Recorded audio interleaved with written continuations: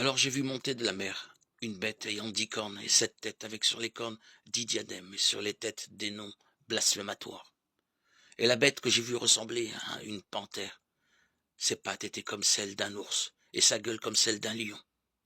Le dragon lui donna sa puissance et son trône et un grand pouvoir.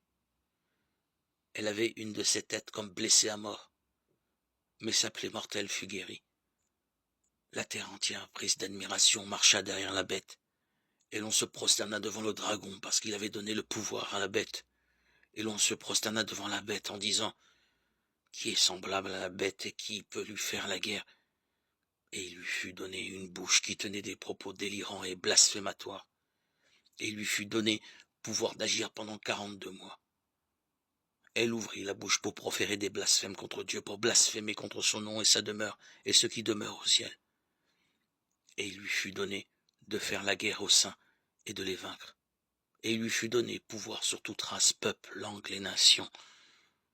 Et tous les habitants de la terre l'adoreront, ceux dont le nom n'est pas inscrit depuis la création du monde dans le livre de vie de l'agneau immolé.